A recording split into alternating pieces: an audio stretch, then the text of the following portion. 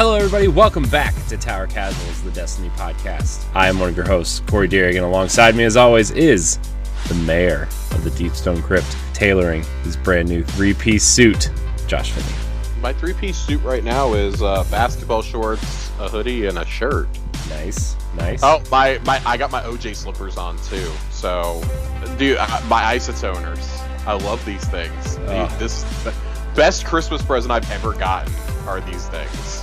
Yeah. I promise you. I was not a believer in furry slippers before. I am now. Furry slippers. I have a pair of furry slippers.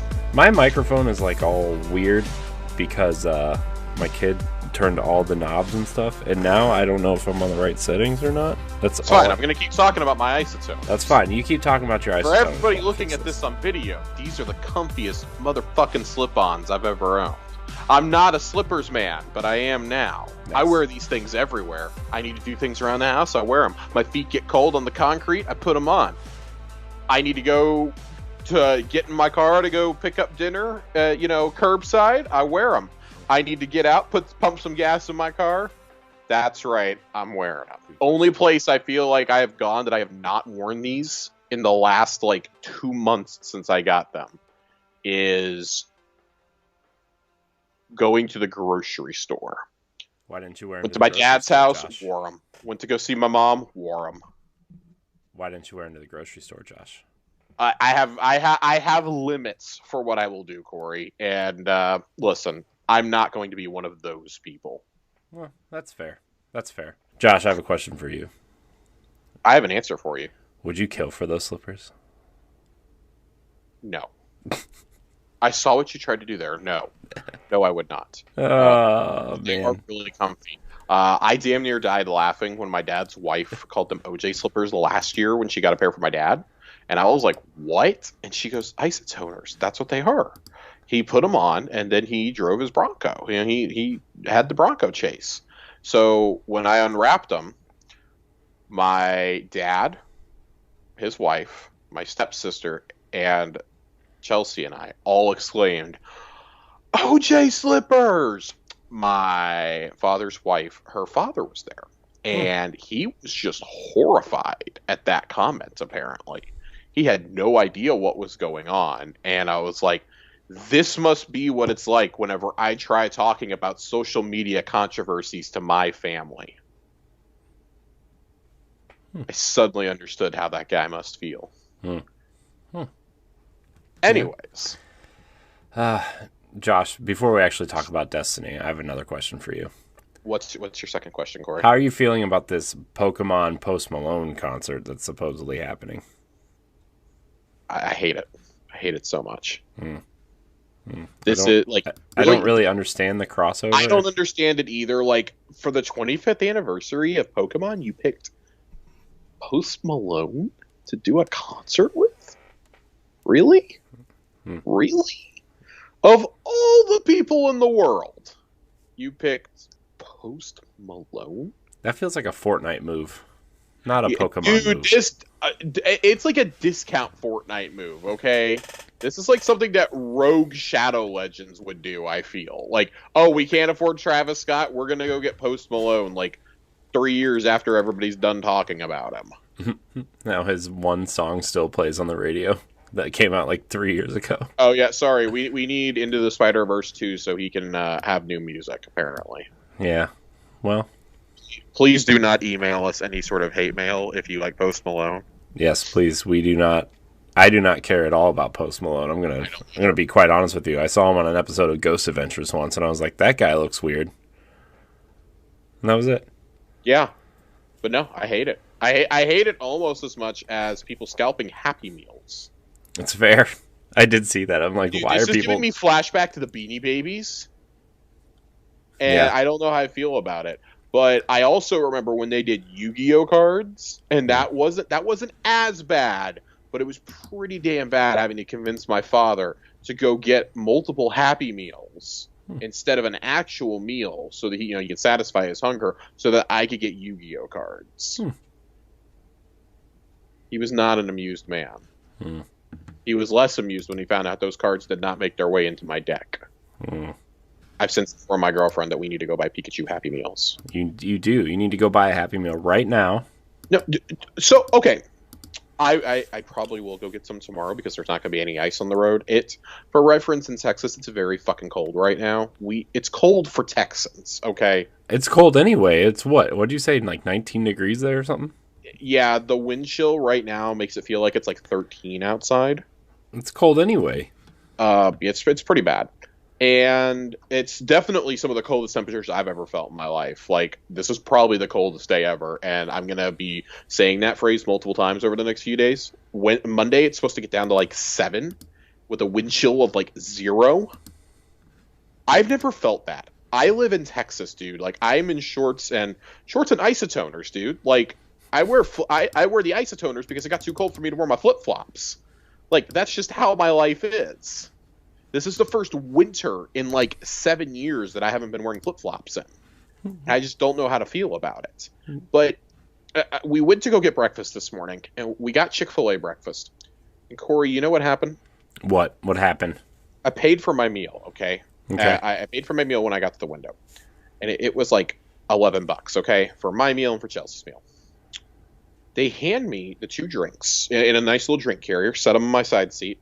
And then they hand me this big-ass plastic bag of food. And I'm like, okay, I don't understand this because I get the chicken scramble bowl with the hash browns in it with a side of hash browns because I get the meal. And then she gets the mini chicken biscuits with hash browns. That should all fit in one bag. It should. Gave me a big plastic bag. I didn't think anything of it. I get home, I open it up, and I confirmed that I only paid for my 2 meals. I was given 3 extra combo meals. What? I came home with another order of chicken minis, a sausage biscuit. Did you know they make sausage biscuits at Chick-fil-A? I did. I did not. I was shocked to find meat in that bag. And then we got a chicken. We got a chicken burrito, which was delicious. I've never had a chicken burrito there, but that with some Chick-fil-A sauce was outstanding. And we got 2 extra sides of hash browns and an order of French fries. Those waffle fries, I paid for 2 combo meals and got like 5. We've had 3 meals today of all Chick-fil-A breakfast, and it has been phenomenal. That's amazing. I wish I could do that. Dude, God smiled upon me today, and he was like, "You know what? You've been having a cruddy week. You've been feeling a bit down. I'm gonna spice your day up a little bit." Mm-hmm. And then I spiced it up even more by sending you that email.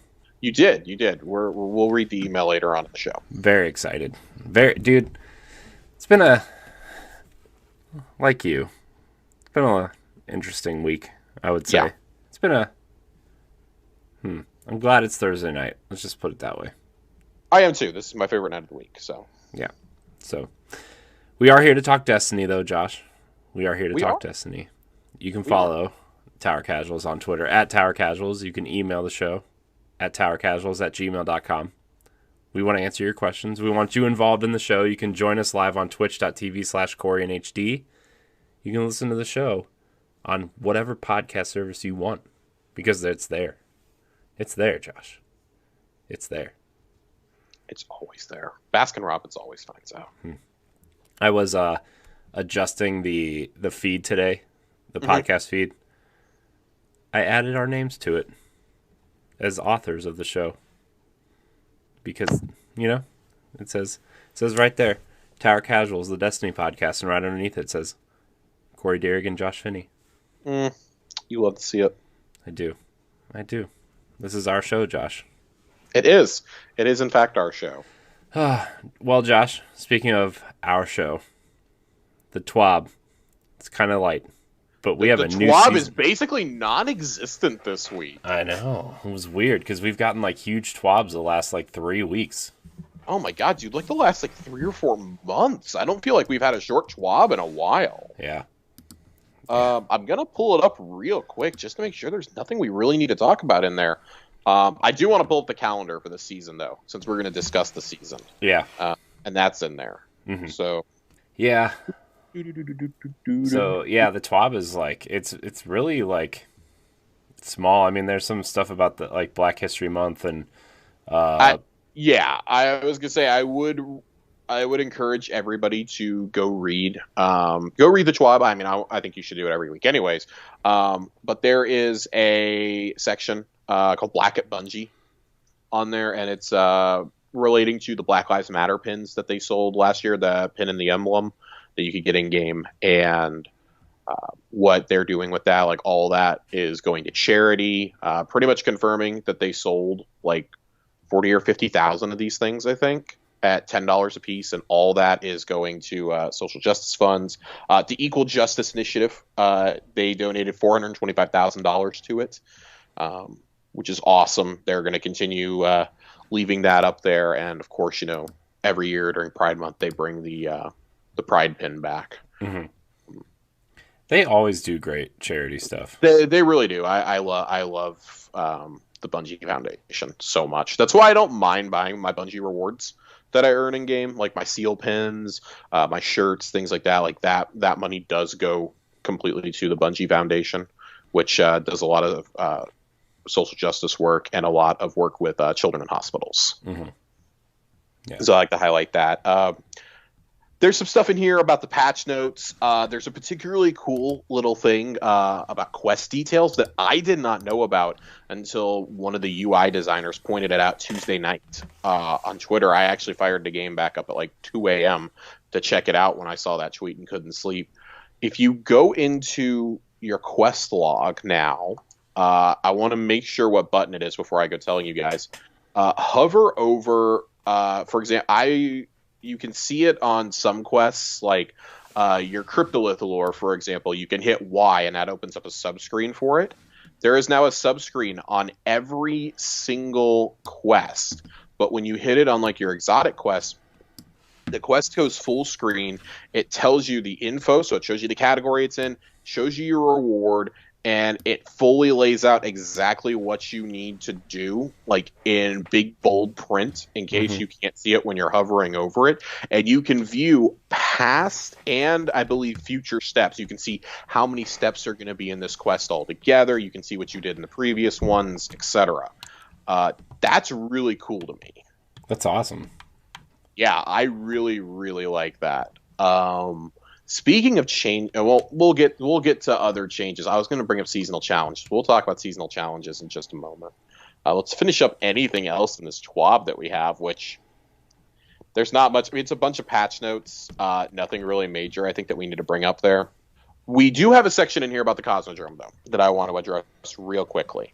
I'm actually going to read pretty much everything that the dev team says here, just because I want to set some expectation for what we're actually going to be getting going forward, because I think what's laid out here is a little bit differently than what I had expected and what most players had expected. I actually kind of glossed over this earlier.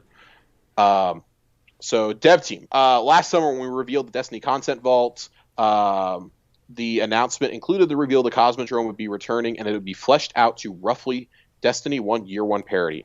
When we first shared our plans, we were still in early development and uncertain how far we would go with the Cosmodrome Unvault. We were pretty sure it wouldn't include the Plague Lands, but what about locations added in Year 1 DLCs, or the awesome colony ship behind Sepix's lair with the Taken King? What about all the public patrol spaces? How much of Cosmo we need in order to accomplish our goals of having a great space to tell the new Guardian origin story while still giving veteran players a big dose of nostalgia via some updates to the strikes? As we approached Beyond Light, it became clear to us we had a choice to make. After returning all 3 of its original strikes, do we invest more time and resources in bringing Cosmodrome to D1 parity, or do we switch our focus to building new experiences for Year 4 and beyond? Given we believed we had achieved our original goals and knowing the community and team's desire for new content, we chose the latter option.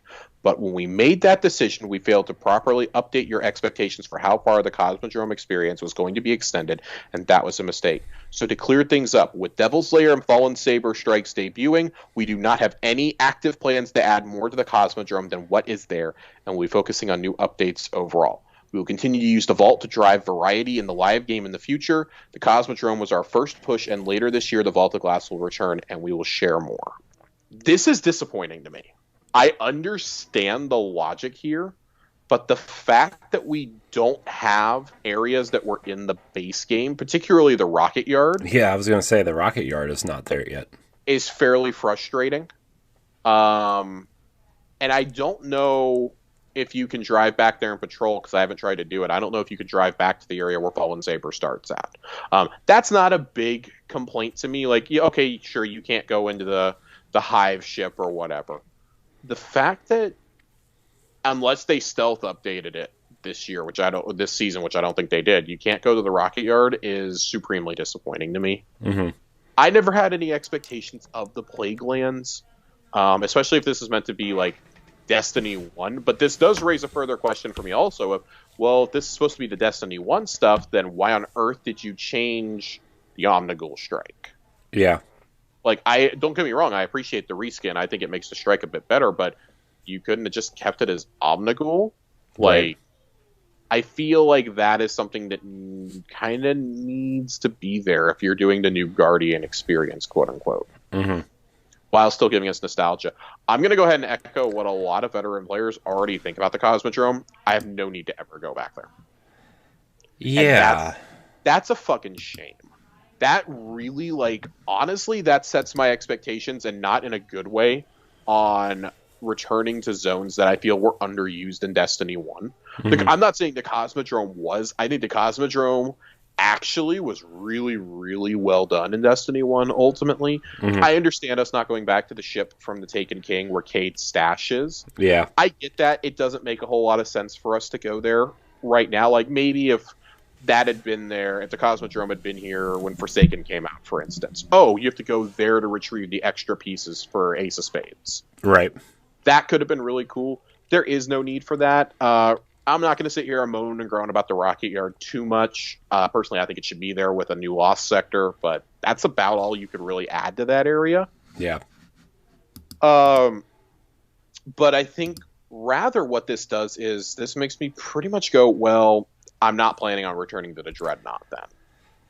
Like, the Moon, when we got it back, sure, it had some changes overall up top and new zones added, but it was still largely, a lot of it was still the same Moon we knew, just different, mm-hmm. right? Yeah. And then underground especially, like, a lot of that stayed the same, and they added a lot. Mm-hmm. That's kind of how I set my expectations going forward, and the Cosmodrome kind of nerfed those in a really bad way. Yeah. I was because I was kind of wondering that. We got this, and I was like, they promised us full parity, and it's not here. That's weird. Okay, maybe they're holding out, putting it in with Vault or something. Like, I don't know. I understand. I want to be really clear. Like, I would rather have new content than to keep revisiting old stuff. I don't want to sit here and moan and groan. Unless you're going to give me the story missions back, I really don't need to go back to these old places. But I do think that still introduces a ripple for how you do Vault of Glass. I know we've all gone, oh, well, you could just have the gate on Nessus or on Europa or something. Like, okay, cool. But there's so many little hints to Venus now that we're going to go back. Like, they're increasing them. Yeah. That I feel like you're setting some unrealistic expectations, right? Like, when we went back to Mars, we went to a different area of Mars. Mercury was different than the original lighthouse. Yeah. It almost feels like, I get that they wanted to bring some nostalgia back, mm-hmm. but it's almost like, why did you even bother bringing the Cosmodrome back? You should have just had the new light experience take place in the EDZ somehow, and like focus on a new zone somewhere else. You know, I'm gonna defend the decision to bring the Cosmodrome back. Frankly, I do think it works really, really well with the new light experience, especially because the first mission was literally the first mission of the franchise. Yeah. It was so jarring to just be thrown into the Red War attack. Now I sit here and go, oh my god, like, how awesome would that have been to, you've just done all this stuff in the Cosmodrome and then you're sent to the tower to go meet up with Zavala, but you end up getting caught up in this Cabal attack is how it would play out for new players. That would be a really cool segue to me. Yeah. But the Red War's not there anymore. Mm-hmm. And I mean, that's basically what they did before, right? With the new light experience, they just made you play the first mission and then that you went to... Which was super jarring, though. I'm saying, like, to go from that intro mission where, oh, you just found your first ship straight to the tower. Yeah. But it didn't even kick into the campaign. Like, I think it would have been really cool to have loaded into the Homecoming mission at the old tower right away. Yeah. I'm still holding out for my dream of having everything from Destiny 1 in here. I think that's becoming increasingly less likely. Yeah, that's a shame, though. That's such a shame. It's a shame. It is. I think there's so much that you can do there. Like, if there is one zone that I think is truly going to be brought back, it will be the Dreadnought. Yeah. I think that's the only one story-wise that really makes a ton of sense. Like, Venus, if you're going to bring it back, you've got to completely overhaul it. Yeah. Right? Yeah. And I do think they're priming us to have OG Mars back eventually, because otherwise, that's ultimately, I think Earth was a testing ground for that, with the Cosmodrome and with the EDZ. Mm-hmm. But we've seen how they can update existing patrol zones in existing content like the EDZ. The whole Hawkmoon area was added, right? Mm-hmm. And all they had to do was just kick a door down and be like, boom, here you go. Like, awesome. That's cool. And like, some of it is we're reusing an arena from the Strike. But I think ultimately that works. The Cosmodrome really doesn't. Like, there's, 2 lost sectors, and unless they're the legendary ones that you need, like, for a specific armor piece, why would you go there? Right. They are giving us reasons to go there with the new Battleground coming out next week, which I'm stoked about. Yeah, but that's... Shawhan's the worst vendor in the game. Oh, dude, he's the worst character in the entire game. Yeah. We talk about this weekly. Congratulations, Soraya. I no longer want to yeet you off the tower. You've earned a reprieve for now. You and Tess have earned a stay. I mean, I used to go to the Cosmodrome to get my gunsmith bounties done, but it's like it's easier to go to the EDZ. Oh, dude, you got 3 lost sectors right there in Trossland. Yeah, so like it's so much easier to go there. Like, you only have to go into a lost sector. You can just stroll around, pop a few headshots, and you're done. Yeah, no. It's really hard to find enemies in the Cosmodrome too. It's like, okay, there's that one kind of big box trailer there that you can go down the stairs there and shoot some guys by that giant computer, and then it's like, oh, okay, well, I guess I'll run over here. Yeah, and I mean, like, I think it's going to be hard for them to do anything other than seasonal content there too, because they're a little restricted. Like, canonically, Zavala has closed off access to the Cosmodrome. Yeah. Like, we don't know why he's opened it back up now. That's just that's a little weird, but like, Devil's Lair and Fallen Saber seem to be, they're the exact same strikes. Yeah. Just with champions added in. And let me tell you, if you haven't done Devil's Lair, it's the Nightfall this week, and it's a fucking blast. But you still hide in that little room and shoot the spider tank. Yes. Because now there's like 4 champions and 2 fallen brigs in that big open area. Yeah. It's terrifying. It's really fun though, and like, so doing that, because I was still unaware of this until today. I was like, oh, like, this is cool. Like, if you're gonna overhaul the content like this, I'm here for it. Yeah. Now I'm just like, sucks. I don't know. I guess set your expectations realistically going forward. When they say they're going to bring back existing content, like strikes, cool. We know they can bring them back 1-for-1 parity. Awesome. Devil's Lair has never felt better. The kick-ass soundtrack is still there. I wish the dialogue was there. Maybe the dialogue is there. My game's just super fucking bugged. I got a bug the other day where some audio from Saladin and the Helm wasn't coming through. I've had music cut out. I found that it's an issue, I think, on Xbox with Quick Resume. That might be I found when I fully close the game out and open it back up, everything seems to be firing on all cylinders.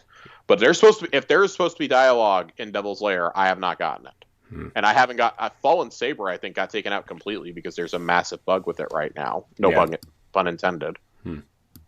But I think that's about it for the TWAB, though. We just have that really depressing note in it. There'll be a hotfix on Tuesday, which okay, not really any major changes there.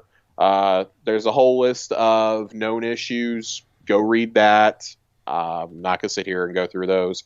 The last thing is, if you are listening to this when this goes live, Trials is back this weekend. Assuming when you're listening to this, there's no game-breaking bug, which I'm sure there won't be one, because there's a piece of loot that I want.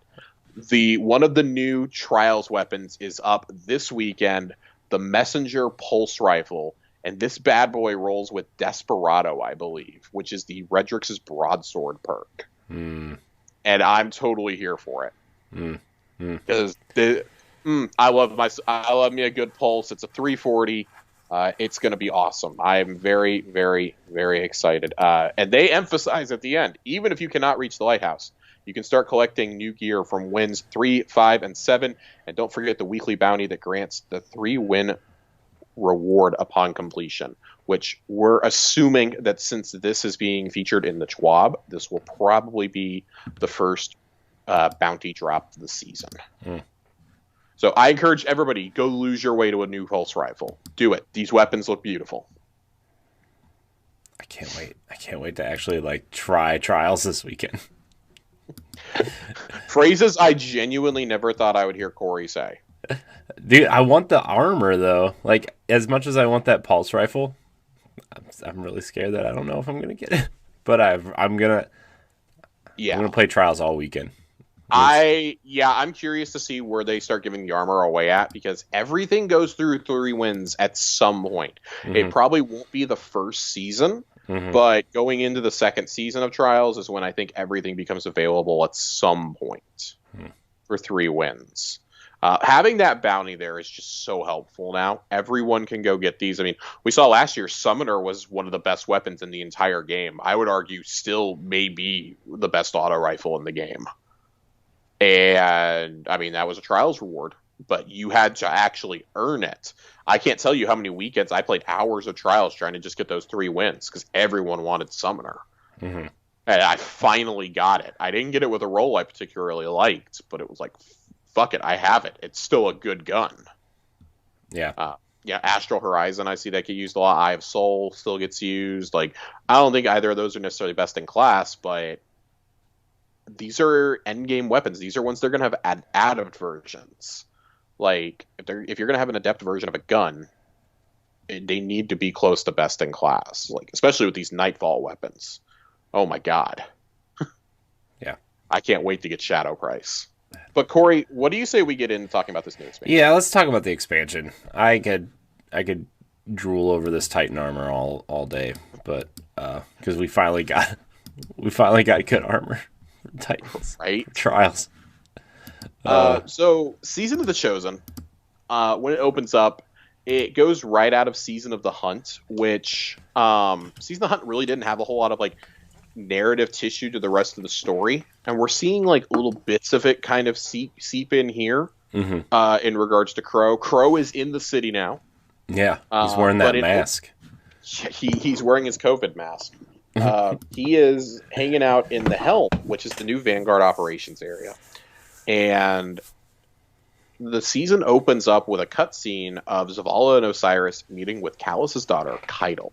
Now, Keitel was somebody she got one of Callus's shadows to come work for her, and sent that shadow to steal the 4th Horseman out of Zavala's office as a test during Season of the Worthy last year. And Callus helped us hunt down the Scions that had it. We took it back, etc. This is definitely much more narratively cohesive than that, and I would say it's a much better intro to the season. You may not have as exciting of a mission, but as going to save Osiris, but I think narratively right off the bat, it's better than last season.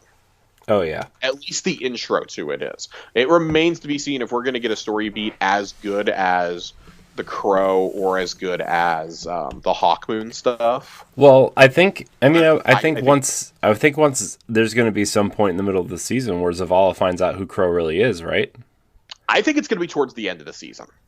I think it's going to be at the end of Guardian Games is when he's going to find out. I think that's going to be what drives us into the summer. Well, in the trailer, though, they showed them going to get the sword from Keitel, though, right? Or yeah. Whatever. You think that happens at the end of the season?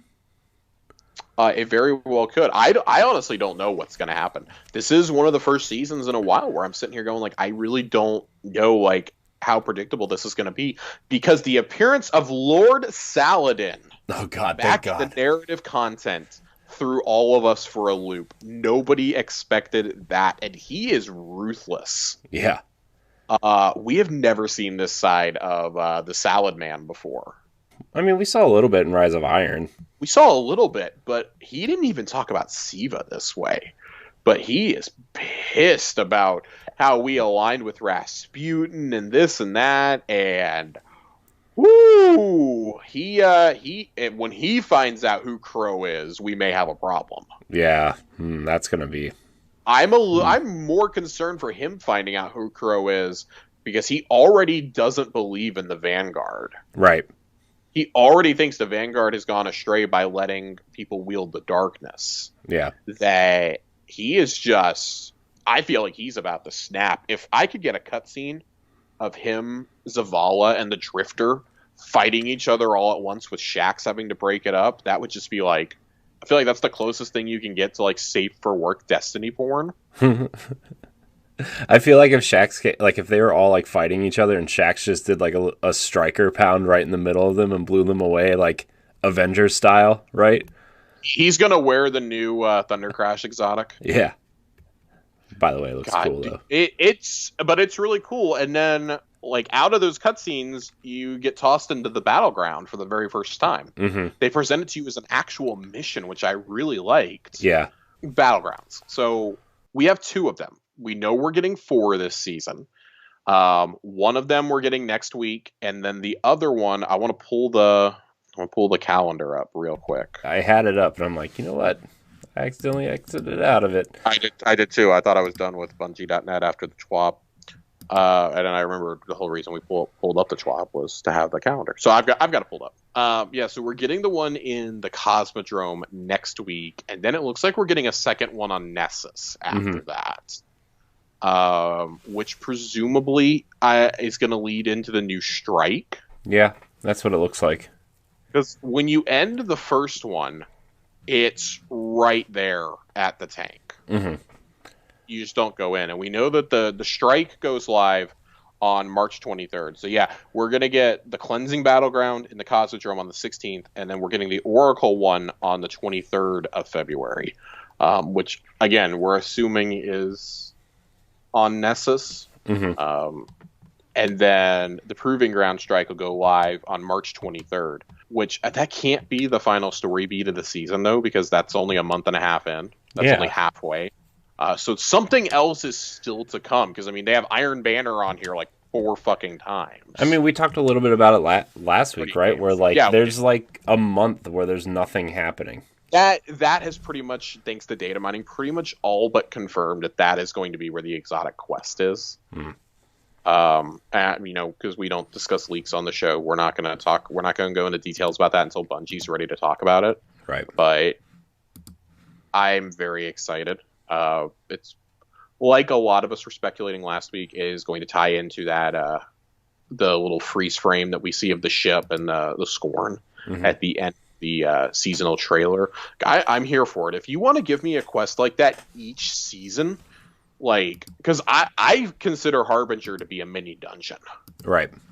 If you want to give me something like that, like it's almost like a non-timed whisper mission, which I really like. If you want to give me stuff like that to do each season, and then you keep that around for a whole year before you go and sunset it, cool, I'm here for it. I really like that idea.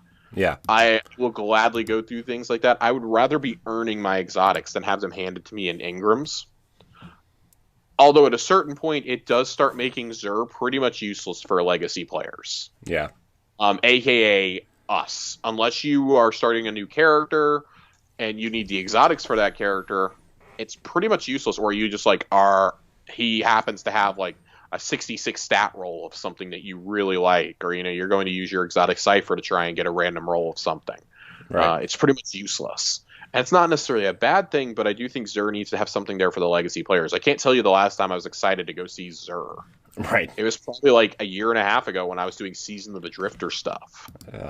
And I was finishing up Drifter's whole storyline, which for whatever reason was given to me through Xur. I don't know. There's so many things you could do, I feel. But how they're handling the exotics lately has been a big thrill to me. You know, you get one in the season pass, and there's usually 2 that are quest related. Right. I am hoping that the Proving Hammer that you use in the Battlegrounds becomes an exotic at the end of the season. I feel like it has to, right? Like, I feel like that... Because they said future balances for swords and other exotics. Yeah.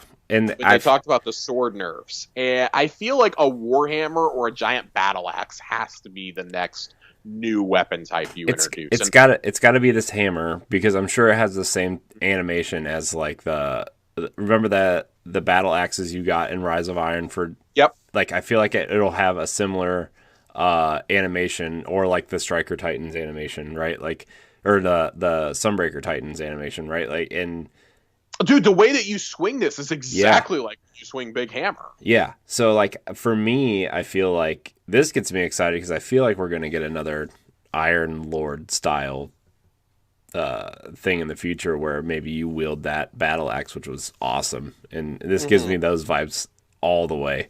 So I like it a lot. I don't know. Like, there's so much in this season, I think, to digest right off the bat. Yeah. Like, that's without even going into the new stasis abilities, which I will probably save that for next week. Yeah. Aside from, if you are a warlock, you need to go get yours ASAP because you get a fucking turret out of it, and it's a godsend in endgame activities already. Yeah, I'm like, geez, you get a turret? Man, the warlocks are just like... Dude, y'all get a shoulder bash that reaches like 50 feet. As if they already didn't have like a sniper melee. Dude, it's so much worse now. I've died to it so many times in the Crucible already in 2 days. But so you have all that. I feel like the Helm, though. Like, so let's talk about Helm and like what goes into before you launch a battleground. Yeah.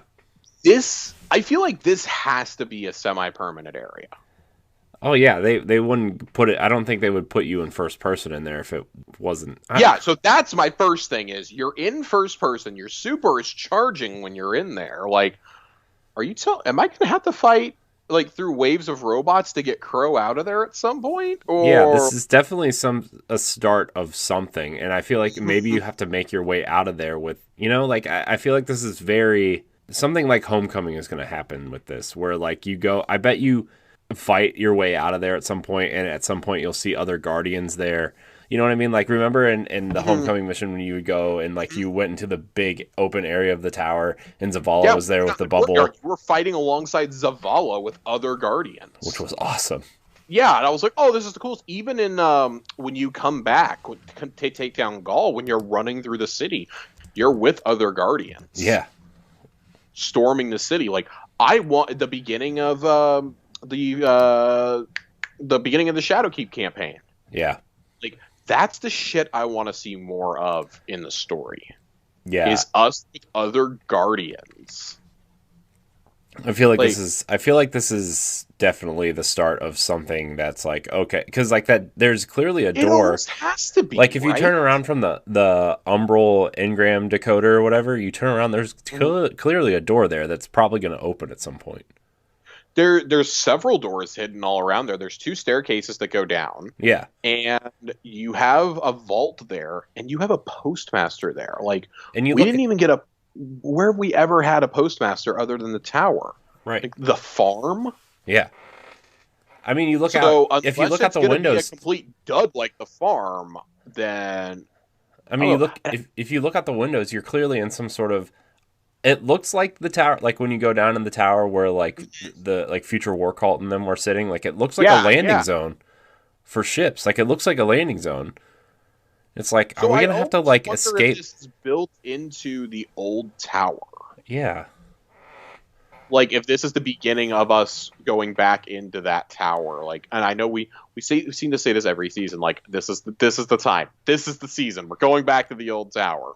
But I feel like this is probably like this is either evidence for us going back there or that we're never going back there, and this is going to be where we start gathering everybody at. Yeah.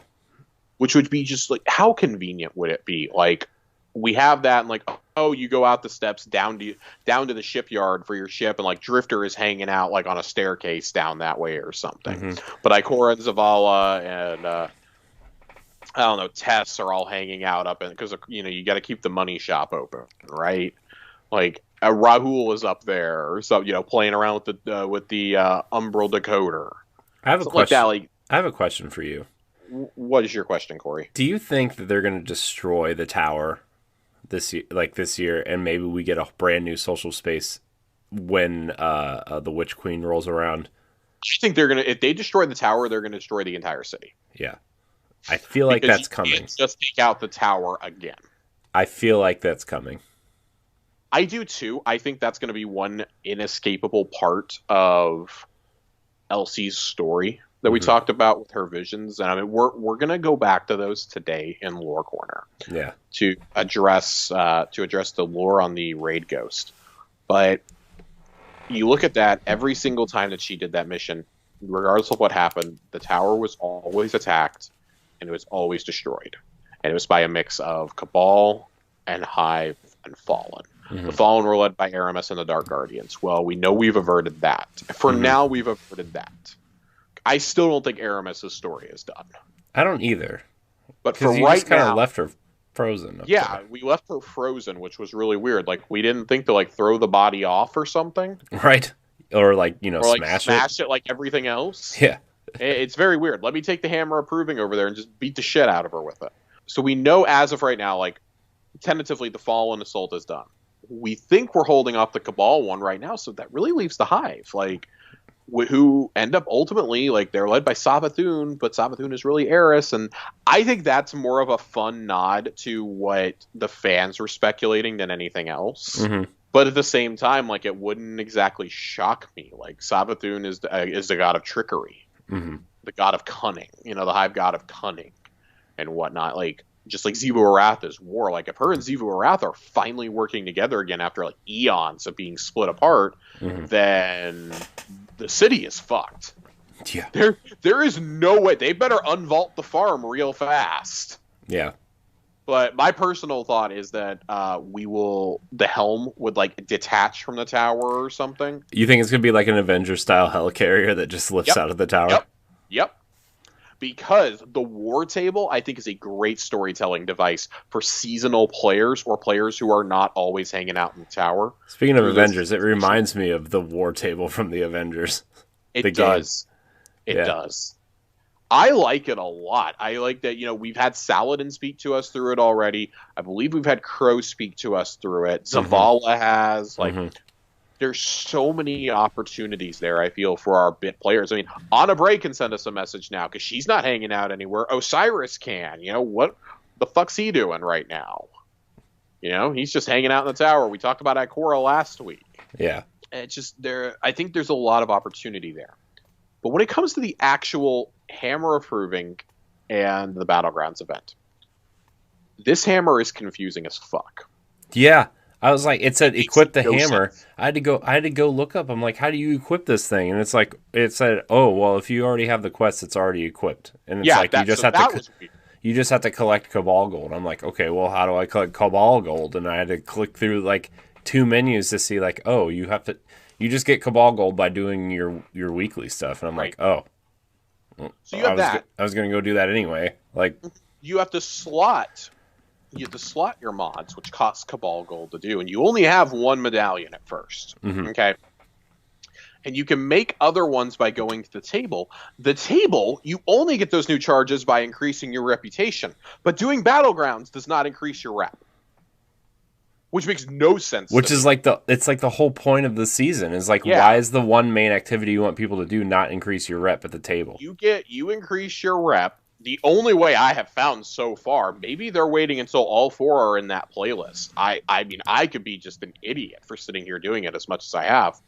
The only way I have been able to figure out to do it is there are 3 seasonal challenges that award you a medium level of rank at the War Table. And each of those was enough to increase my rank 1 time. So I was able to buy 3 or 4 mods for my hammer. And, I mean, that's cool. Like, you eventually unlock new mods. The more of those slots you unlock, you can make and create new mods and whatnot. I don't know if there's any particular strategy we want to be going for in those, but you can do that. Your hammer charges are what you use for not only opening the chests in the Battlegrounds, to my understanding, but it's also for you spend your charges in order to decrypt your Umbral Ingrams, which I think is kind of cool. You can't just sit there and spam them like you did in Season of Arrivals. You actually have to like kind of think these out, and they're not inundating you with all these. Like, they're not overloading us.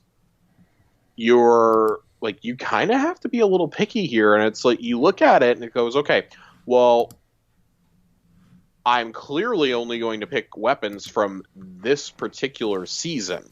Right. And, like, you have to unlock your upgrades by using those types of weapons, which I think is also good. Like, you want to narrow it down, you better go suffer with some of the shittier versions of these weapons first off. Right.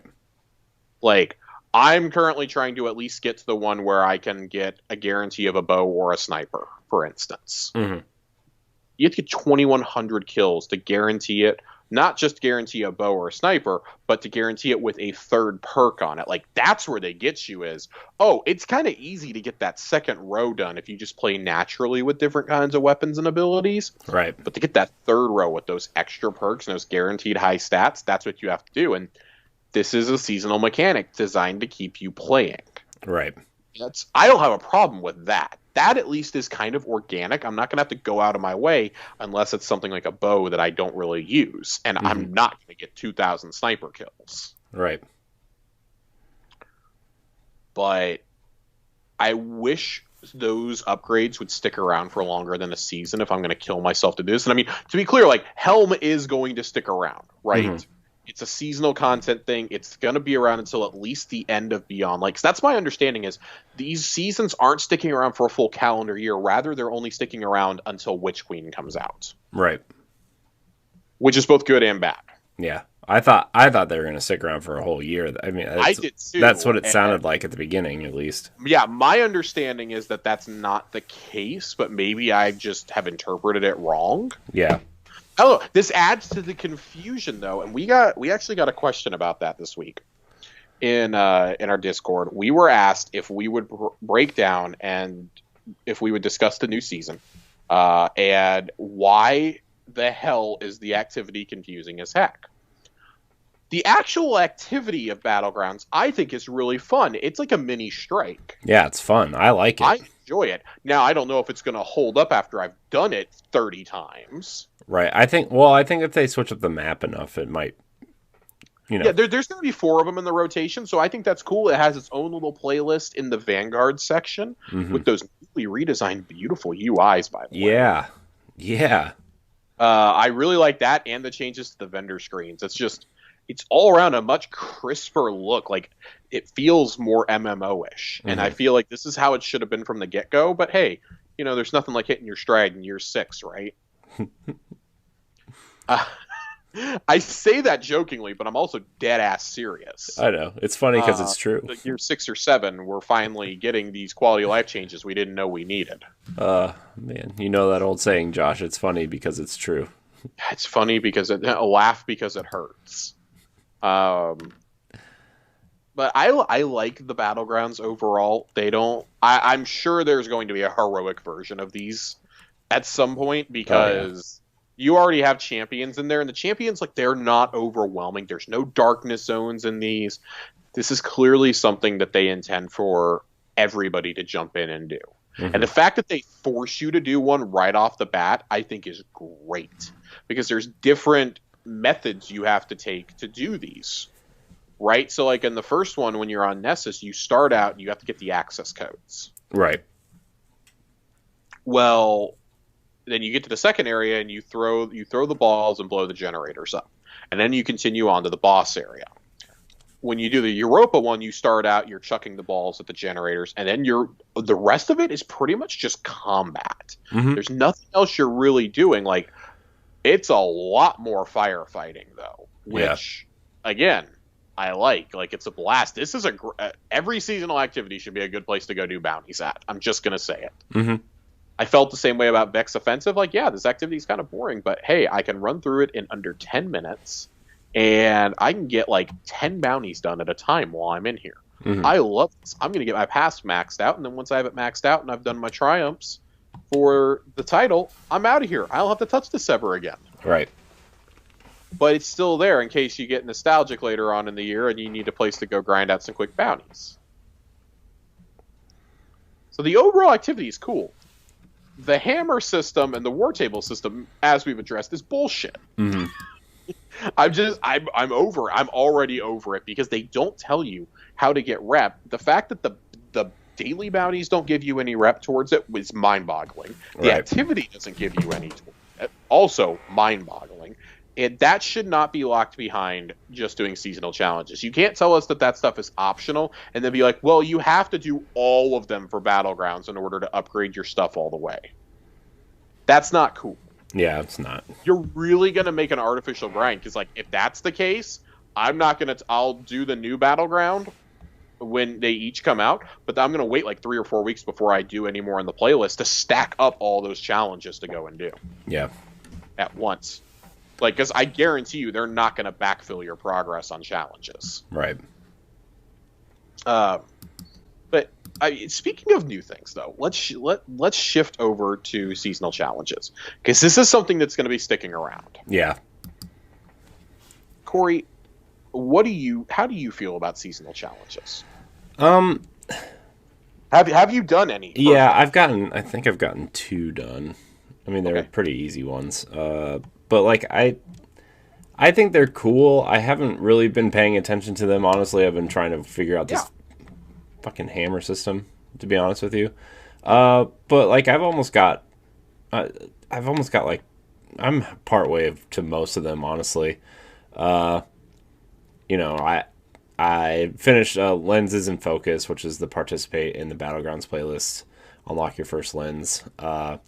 So, I mean, I think they're cool. You know, like I think they're neat things for people who are maybe grinding out bounties, and they're like, oh, well, I might as well just kill 2 birds with 1 stone. But I don't think it's like I gotta go do this, you know, before the season ends. This is stuff that as they pile up, you're going to be doing them without realizing it. Yeah, that's kind of how I feel like. Yeah, I think that's kind of meant to be passive. Like, this is something that definitely feels like it's more geared towards the people who only play 1 character as opposed to 3. Yeah. Because, especially with the Bright Dust, right? Because we know that we can get like 10,000 or so Bright Dust through the challenges. That's including the pile of 4,000 you're going to get at the end of the season if you do enough challenges. Right. Which we know now is 75.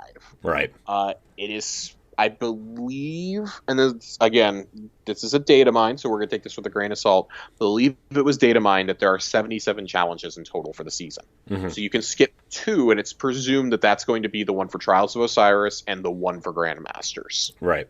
That you could skip both of those and still be able to get the big pile of Bright Dust at the end. Right. I like that you get actual rewards from these, though. So the first one, Contender's Ascent, when you go and do that, you have to do the intro quest, Challenger's Proving, which teaches you how to do everything. And then you have to get 75 rocket launchers on Cabal. On Cabal throughout the system. Once you do that, you are given you're given a roll of the new rocket launcher. You're not given an XP boost. I believe you get the first page of a lore book, and you get a metric fuck ton of XP. Yeah. I went up a full level, I think, just from doing that one, and that's after my weekly bonus had run out. Yeah. But that, you've got 3 up there that give you the Golden Reaper, the Lenses of Focus, and Crash and Converge all give you seasonal rep and a lot of XP. And then I think literally all the rest give you Bright Dust. Yeah. Bright Dust and XP. Mm-hmm. And it's varying amounts. Like most of them are hovering around 50 or 75, and that's still not too bad because this is stuff I'd be doing anyways. Like the Fallen Combatants and Strikes. Mm-hmm. I got that done halfway through a Nightfall. Yeah. My first Nightfall of the week. I got that done. Awesome. I got free Bright Dust just for hanging out in here, and I'm already doing Bright Dust bounties on top of that, and I'm going to go collect my extra weekly 120 from Zavala when I turn in all of his bounties. Yeah. The amount at which they're giving you the Bright Dust, it seems like a lot to us because we play 1 character. Like, believe it or not, there's still people in this community complaining about the Bright Dust. And it's just... I don't know how to make this any easier for y'all at this point. Like, they are pretty much just handing it to you and saying, listen, you don't have to play all 3 if you don't want to play all 3. Right. There are going to be some incentives to doing it. Like, you want to go raid on all 3 characters every week? Cool. You're going to get chances at Eyes of Tomorrow, but you're also going to get, in the secret chests each week, you're going to get a chance to get endgame materials. So to get prisms and golf balls. That's awesome. That is what should be happening in these. And that's in every raid now. Right. They retroactively added it the Last Wish and Garden of Salvation. That's awesome. You can go get free endgame materials every week. Why the hell wouldn't you do that? Right. Yeah. So I really like the seasonal challenge system personally. Yeah, I mean, it's not something I'm going to seek out and do unless I'm like really close to something. I'm like, oh, well, I can check the seasonal challenge stuff and see if I'm close to any of them and kind of I would like to say that I'm not the kind of person who's going to do that, but I know you are. You get Bright Dust, so you know you're going to do it. I am. We're jokingly on the road to 100K, as we've said before, but also I like to have extra things to chase. So the only thing that's missing from this for me is I can't track a challenge. Mm-hmm. And that's really frustrating. Even tracking a Triumph doesn't pull it up on my HUD, which I really wish it would. Yeah. So I'm not having to like constantly go into the menu, tab over. Like this is even worse. You gotta pull out your menu, you got tab over, you got to click on another menu, then you got to highlight, and then you got to get back to combat. Yeah. Like I think a lot of this is just meant to be stuff you're doing kind of absent-mindedly as the season goes on. Oh yeah. Hence why they're going to stop the challenges in week 10, and then you've got 3 or 4 weeks to wrap them up. Yeah. So like I imagine the Grandmaster one will be introduced probably the week that Grandmasters go live, so that way, hey, it's there. Likewise, I'm shocked the Trials one isn't here right off the bat, honestly. Yeah. I imagine they'll probably wait and throw the Trials one in there on the weekend when like, or they're just not doing it now because they know there's a chance they may have to disable it or something. Yeah. But they're going to want to throw it out there on the weekend when everyone goes to play it because like a piece of armor is up or something. Yeah. Or like there's a must-have weapon in the meta that we got to go get. This overall though, like I really, really like this. And they've said that it's not just going to be Bright Dust that'll be tied to those. So I imagine there'll be some nice cosmetics. I've already, I've gotten a weapon out of it. Like I said, like that top left one, if that's going to be a weapon every week, I'm here for it. Oh yeah. I'm excited. I mean, I could even see them like, oh, this is for Grandmaster or something.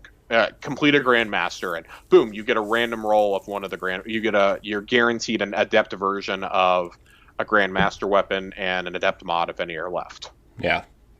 I could see them doing that for Trials, like win a couple matches, like win this many matches in Trials across the season, and you're guaranteed this weapon, or like you're guaranteed some cosmetic or something related to Trials. That would be really cool. Yeah. Even if it's just like Trials shaders, like I could see them doing something like that. This is what we want. Like we want more things to chase. We were talking about this last season, how much we liked that Season of the Hunt did that. For all its faults, there were a lot of things you could earn cosmetically from that, from the Solstice, from Dawning. Yeah. And from Arrivals. Like these are things that need to keep happening. Yeah. Oh yeah, for sure. So, and do we have any more thoughts on vendor overhauls? I like the vendor overhauls, man. They look good. I like the rep stuff. I'm glad I don't have to keep tokens. Like the rewards that because you can preview all the rewards. Is that satisfying? Yes. For you. Yes. How that's done? Because you can see like, oh, okay, you're well, guaranteed your priming. I can work towards this. I can see how close I am to other things. Like I like it. I like it. So you get for anyone who doesn't know, you get a Prime Engram for your first rank up, and that happens every time you reset. You'll get a Prime Engram when you're like 2 or 3 levels in. Mm-hmm. There is one that gives you. Oh God, I can't remember off the top of my head. I'm just trying to remember. I know that the final reward for both Drifter and Shax. I have Shax's lined up right here. Okay. So tell me in order what those rewards are, just because I can't remember off the top of my head. So the Prime Engram requires you to rank up once. Okay. Rank 4 is 3 upgrade modules. Then you get 3 enhancement cores at 7. You get the shader at 10. You get 2 enhancement prisms at 13, the emblem at 16, and then when you complete rank 16 and reset, you get the Ascendant Shard. And then I think that Ascendant Shard changes into something else, right? The Ascendant Shard becomes a exotic engram for every reset after the first one. So you're limited to one. each season from the vendors. Right. But we already know they're changing Zavala to this next season. That's 3 golf balls you can earn right there. You get another 2 or 3 from the season pass. Yeah, but aren't they doing something with enhancement prisms too? Like, instead of, because you don't get the Ascendant Shard, don't you get an extra prism? Possibly. I think we talked about this. What? Yeah, maybe I'd like have to go back to a past swab. We'll clarify it next week. Just because I don't want to go digging through Bungie.net right this second. I think the enhancement prisms change to enhancement cores after you claim them the first time. Yeah. But also, so while you're doing this, you're still earning your weekly Prime Engram from Shax. If you do from Shax and Drifter, if you do 8 bounties for you are still, every time you rank up, there is still a legendary Engram waiting for you back there. The rank up screen no longer takes up your entire fucking orbit screen. It's off to the side, off to the right hand side where you get your rewards at from the end of a match. And I really like that. It's really nice, crisp, concise. It's what you want. I'll guarantee you these legendary Engrams are probably going to sit here until the end of the season. Yeah. I'm just not going to pick them up from Shax every 5 seconds I turn around. Like, we're 2 days in and I'm rank 7 in the Crucible already. Like, I'm not picking up things that are 15 below my power right now. I'll deal with that when I've hit the max cap, and these things are probably dropping at my cap. Yeah. You know, or something like that. I still really like that. I like that there's a special shader for each. You get upgrade modules. I think you get the upgrade module every time. Here, okay, I found the TWAB with this. You found it. You found it, okay. Rewards for each individual ritual are as follows. Okay, so rank 4, you get the 3 upgrade modules. That stays the same. 7, you get 3 enhancement cores. That stays the same. Rank 10, seasonal ritual shader. After resetting your rank, you receive 3 enhancement cores after resetting your rank. So you get more enhancement cores. 13 is 2 enhancement prisms, which stays the same. 16, after resetting your rank, you would get the emblem, but after you reset the rank, you get 2 more enhancement prisms. And then the reset reward is an Ascendant Shard, which changes to an exotic engram after resetting your rank. So you are getting a generous amount of prisms every season. Dude, that's gonna encourage me to play Crucible or actually grind out some of this stuff. Because that's 4 prisms that they're giving you every reset. Yeah. From both activities. 4 prisms and 6 enhancement cores too. Yeah, I mean the enhancement cores I feel like are much easier to come by, especially since we can still go get those from Spider. Mm-hmm. But the prisms are pricey. Yeah. Right? They're 10 the prisms are 10 enhancement cores, and then each Ascendant Shard is 10 prisms. I mean, so like I'm maxed out on prisms. I spent a lot of my now expired materials at the gunsmith last season. Yeah. Trying to get that, and I probably should have masterworked some legendary armor to use up some more, honestly, and just kept buying them. Mm-hmm. But the Spider really needs a liaison in the tower. That's all I'm going to say. I need a Guardian ATM or something. I was running out of Glimmer like crazy. Yeah, I mean, I feel like, yeah, Spider needs someone in the tower. I really, really, really, really, really liked what they do about the new systems, though. I think it looks clean. It looks nice. It's legible. It's legible. You can actually see in real time what you're working towards. Yeah. Like I'm about to hit rank 7. Excuse me. I'm just like a smidge out. Mm-hmm. It's about to touch the Engram. Like I need to finish 1 bounty and I'll probably be there. So I'm gonna get my 3 enhancement cores. So I'm thrilled about that. I'm thrilled. Yeah. But you got this on top of the ghost mods now that allow you, like, when you get a headshot in the Crucible or in a Strike or in Gambit, if you have the proper mod on your Ghost, you have a chance to earn an upgrade module or to earn cores or to earn prisms. Like, there aren't many more avenues they can do in terms of giving them away. Right. In like the holiday activities, they throw them in the engrams and in the presents and stuff. You know, they give them for achieving certain things. Like we got a core at Christmas, right? Or a shard at Christmas. We got an Ascendant shard at Christmas. What enhancement shard, whatever the fuck you want to call it at this point. It's a golf ball. It's a golf ball as far as I'm concerned. And so you got all that stuff, and that's awesome. Like, you can't really give that many more away, and you get several from the season pass as it is. Like, I'm sitting here going, like, who is masterworking this much armor all the time every single season? Right. I have my set that's going to stay good for a year. I may have to do like 1 or 2 random pieces because I really need like that particular elemental affinity, or like, oh, I got a really kick-ass roll on this new exotic that has a really good stat roll. Like, it's got like a natural 68 or something. Yeah. Like, I got to go masterwork this right away because the masterwork and exotic takes 3 golf balls. Yeah. That's a lot. It is. I haven't upgraded my Celestial Nighthawk purely because of that, but now that we're going to get so many extra this season, and not counting into next season when they redo Zavala, I'm more inclined to do this. Mm-hmm. So do we have any more on this before we quickly move on to some of the weapons we've got? No, I do not have anything else to say. If you're going to grind a season, this is the season to start grinding, because this is a really good jumping back in point, I feel. Yeah. If you didn't jump in with Beyond Light specifically, I feel like if you're going to jump back in and like play seriously, this is the time. So, all right, you want to talk about some of the weapons?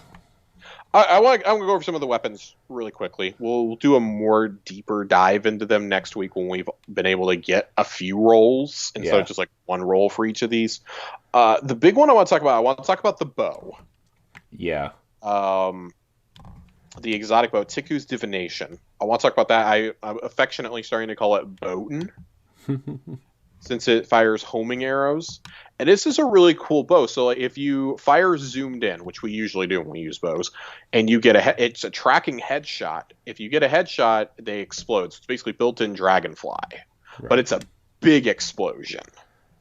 It takes out a lot of things. It damages a lot of things. It was really great against things with solar shields. Yeah. And then if you fire it hip fire, though, it fires 3 arrows. So I think what you're intended to do is to fire the headshot and then quickly swap over to firing the 3 burst, because the 3 burst also zooms. Mm-hmm. This is a really cool bow that I think is going to take a lot of getting used to, but I expect this to be a pretty heavy PvP favorite. Right. But I think also, like, more so, like, Trinity Ghoul has really been the only like go-to bow ever for PvE activity. Yeah. And with that, even you had to have the catalyst finished. Yeah. Now it's, this actually fucking rocks in PvE.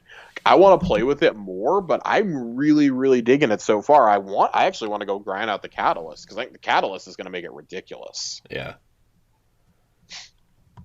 Yeah, I had a chance to play around with it, Corey. Yeah, I played a little bit of it in the battlegrounds because I had a bow bounty for. It's a great place to try them out at. Yeah, I had a bow bounty that I needed to finish, and it's cool. I've never used bows before. Like I used them a little bit when they were like showing them off, and like, oh man, a cool bow. Let's put a bow in a gun game. That sounds cool. And I like tried them out for a little. I'm like, I'm not sure. And then, like, when Trinity Ghoul came out, I was like, yeah, I mean, I see it. But, it's just, I never really used bows before. Sorry, I'm getting all kinds of weird notifications because I have Destiny on. People are inviting me to parties because I'm trying to look up the weapons that we got. And it's like, stop, guys. Right. But, yeah, this bow is cool. Playing around with it and just like taking Cabal headshots, and the 3-shot thing is cool. It's just a cool weapon. Like, it's really cool. I really think people should check it out. Even if you're not into bows, at least try it out because it's cool. Yeah, I really, really encourage you. Like, if you don't like bows, this may be what sways you. This and the seasonal bow are swaying me. So I got the Imperial Needle to drop last night with Archer's Tempo, which, if you don't know, draw time decreases after every precision hit, and it rolled with the new perk Frenzy, which is being in combat for an extended time increases damage, handling, and reload for this weapon until you are out of combat. Mm-hmm. I really, really dig this weapon. I like it a lot. It's a lot of fun. But just, my God, I don't know. Like, I'm not a very big fan of bows, but these two are doing it for me. I'm really enjoying playing around with them this season. I mean, I know we're only a couple days in. I have 3 other picks that I've gotten a chance to play around with so far that I like. I really like the sniper on the season. I think the sniper is a really, really fun one to use. My apologies, I don't have my exact roll pulled up, but it also has Frenzy on it. What's the bow for the season? Imperial Needle. Okay, yeah. Okay. Sorry, I'm trying to... No, you're good. I'm sitting here looking for my sniper real fast, and I can't find it. Oh, there it is. Far Future. Far Future is what we have. Mine has quick draw and Frenzy on it. I really, really like it. And then I have another one with moving target and multi-kill clip. So I'm playing around with both of those, really enjoying them. I got one of the new weapons that can drop from doing the activities. So we knew that 6 new weapons were being added, 2 each to Vanguard Strikes, Crucible, and Gambit. And the Crucible has gotten a sniper and I think a sidearm is what they've gotten. Mm-hmm. The Gambit has gotten a 120 hand cannon and a fusion rifle. I got the fusion to drop yesterday. Haven't had a chance to try it though. I got it late last night, well after you'd gotten off actually. It was about midnight my time probably when I got it. And then Vanguard, I don't know what the second weapon is for the Vanguard, but I did get the first, which is Third Axiom, and it's a pulse rifle. It's a 390 pulse. And guys, if you know anything about me, you should know that I really, really, really like pulse rifles. Can I ask you something real quick? You can ask me anything. I know the weapons have different archetypes and stuff. Mm-hmm. So when you say it's a 390 pulse, what does that mean exactly? So that's the RPM, that's the rounds per minute, how fast it's firing, essentially. Okay. It's like, you don't always want a higher RPM, because usually higher RPM will mean something like, oh, it's going to be lower damage. Right. Yeah, or it might be slower, or it'll be rapid fire, but you got to like land every single hit for it to be good. Mm-hmm. Right? And like, for example, this is an adaptive frame, so it says the framework underneath it, and then it'll give you, that's an intrinsic trait that'll be listed on the weapon. Right. So like an adaptive frame, well-rounded grip, reliable, and sturdy. So it's kind of like your run-of-the-mill pulse, or a scout, or something like that.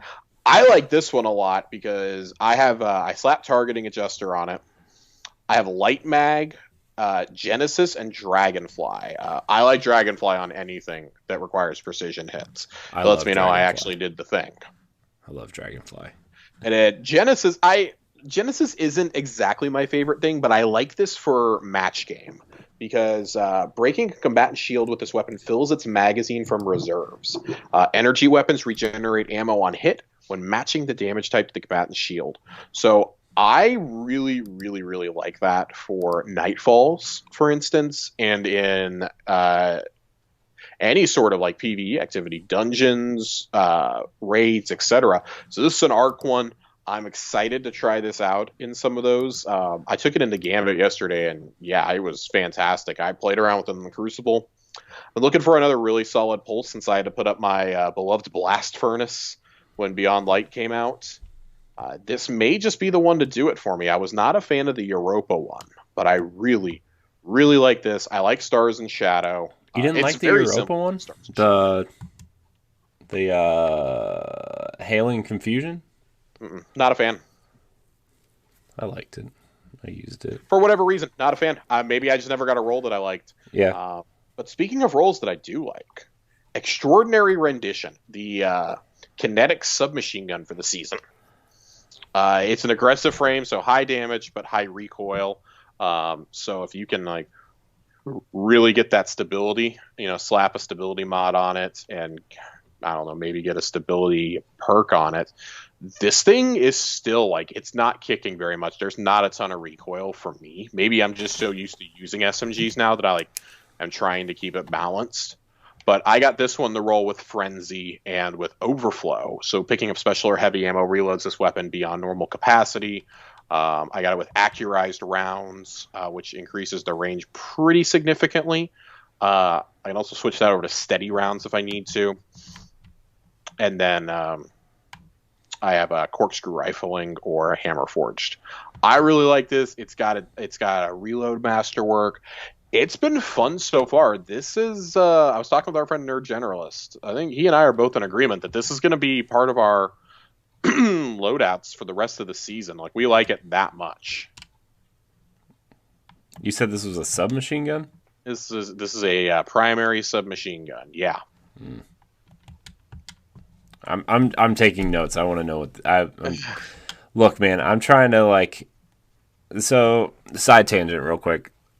I guess not really a side tangent, but like, ever since I just decided to do stuff on kind of like my own, away from the stuff that we were doing beforehand, like I've been really like focusing on a lot of Destiny stuff, and I really am like wanting to get back into Destiny like super hardcore, like I was 2, 3, 4 years ago, right? Like I really want to just figure out what these weapons were. So I'm just taking notes. I want to look for these weapons. I want to make sure I'm grinding correctly and grinding to my play style, but also like, oh, this gun's good, I should probably get it and use it in certain situations. So that's all the that's my side tangent. I'm really digging a lot of the weapons here. There are, if you include all the adept weapons, there's like 40 different weapons I think to get this season. Which is a big change from what we had last season, right? Like I think, wasn't that the big complaint, was like, oh, there's not enough weapons to grind. Well, so that number definitely includes the reissued weapons for the Moon and for the Dreaming City. But even if you remove those 8, I still feel like 32 weapons 30s is still pretty acceptable. Yeah. I'm okay with it. I like it. You've got several new armor sets, even if 2 of them look just god awful. I hate this new armor set, though. I hate the ones that are tied to the season pass. I don't like the seasonal set. I don't like the ornaments, but the Eververse set is really cool.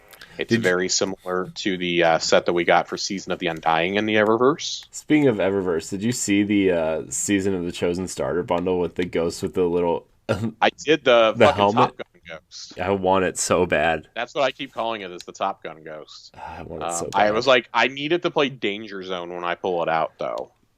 That'd be awesome. Oh my god, speaking of ghosts, how refreshing is it that we have not heard a single line of dialogue out of our ghost so far? Is it refreshing? It's very Ghost. refreshing.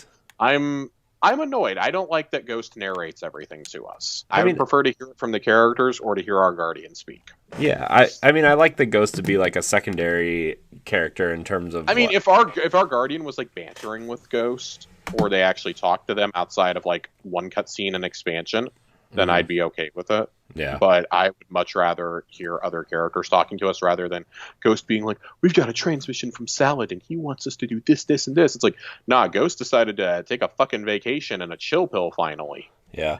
They got him a Snickers after the Beyond Light campaign because he was so obnoxious. That was so funny, though. It's his rendition of the Drifter was still the best part of the whole season. That was great. Just like him overall in the campaign is just unbearable, though. Yeah. Guardian, I don't like that we're using the darkness. Well, then shut the fuck up and leave, because we're all tired of you. Except when I die, please revive me. Yeah, right? Then get your Bippy back here.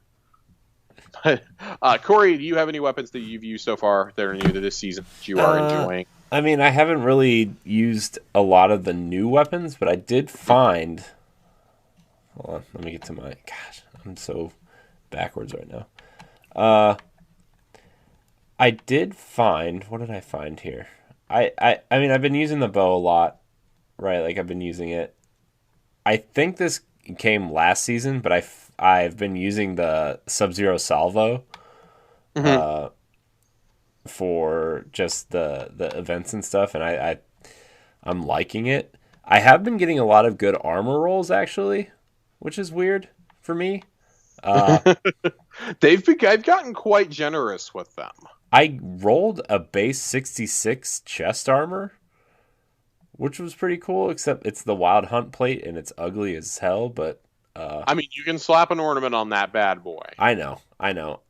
So I'm gonna grind that out and see what I can get for it. Like try to work to a masterwork for that. I found a base 68 leg armor, which is cool. The hold fast greaves from the last expansion, or season of arrivals, I guess it would be. I'm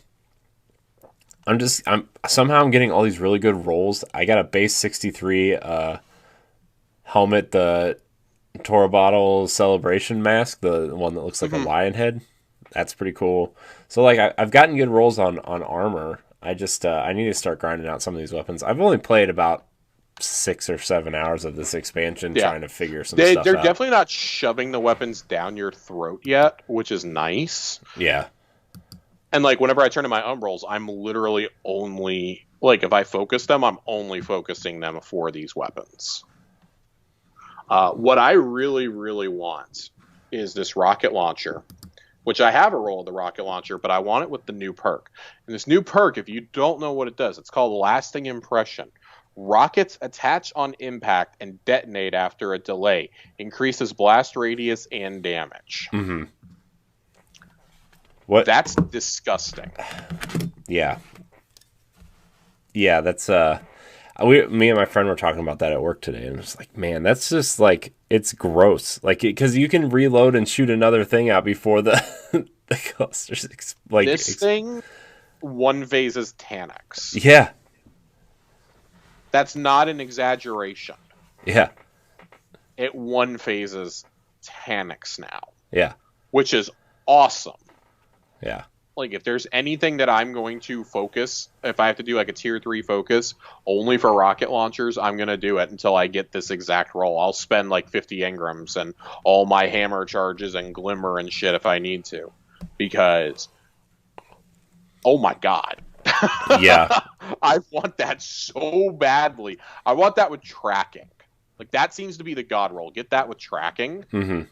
It's just like, oh my god, like, I think it was our friend Johnny who was talking last night, like, you can use that to set traps in the Crucible or in Gambit or whatever. Like, yeah, bring it on. I love it. Like, it's not going to look like it detonates at first and then give it a second and it's going to detonate. Yeah. And it just does absurd amounts of damage. Yeah, it's ridiculous. So, we're going to refrain from talking about the new seasonal exotics until we actually get our hands on them. Because, I mean, I honestly didn't even bother to go get Mask of Bacchus yet from last season, so I should probably get that too. Yeah. I've just been too lazy to, and I definitely want to get this new Hunter chest piece. I want to get all this new armor, dude. Like, I know we were talking about the Trials stuff. Chest piece, Yeets are back on the menu. Yes. Yeets one phase Atrax now. Yes. Thank God. I don't know if you saw Glad's video. He posted a video earlier today of the Atrax encounter. 5 of them were all wearing the new chest piece. Uh-huh. They thunder crashed Atrax and took all of his health out down to final stand. Yeah. And then they all figured out where the final one was, and their last guy who had not thunder crashed yet got over there with them, and he thunder crashed Atrax by himself and killed him. That's like basically one thunder crash can take out like 15 to 20% of Atrax's health. That's amazing. That's disgusting. That's awesome.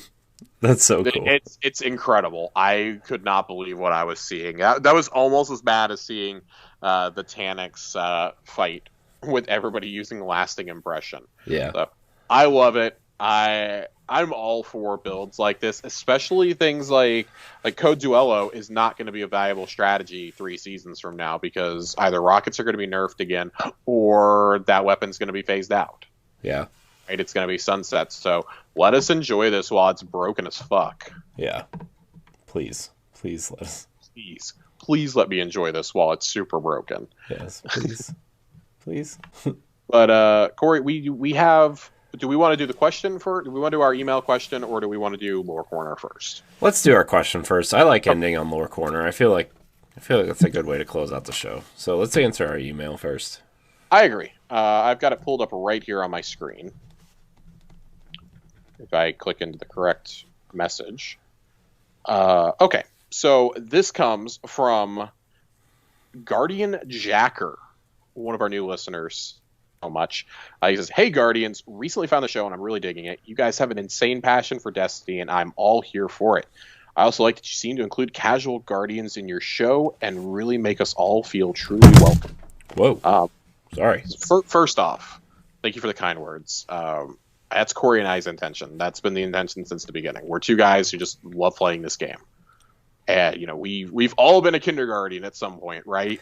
Yeah. We've all been there. Corey's learning about weapon archetypes right now, so. Yeah. So, look, the show is kind of positioned where, secretly, I'm just learning from Josh because Josh is super hardcore and I love Destiny, but, don't look at. I don't have the time to look up stuff. So no. I'm this is really just secretly just getting information from Josh. It's not. It's a team effort here. It's a team effort. Go team. He says. So first off, the first half of your email really made my day. This is the one I was referring to earlier. Now for my question regarding expansions. Would you rather see something along the lines of the Taken King, Forsaken, and Beyond Light, where you tell big stories with overwhelmingly residual consequences with the seasonal content, telling smaller stories like Rise of Iron, Warmind, or Season of Arrivals? Thanks for the awesome content, and I'll be listening weekly. Corey, I'm going to let you take this one first.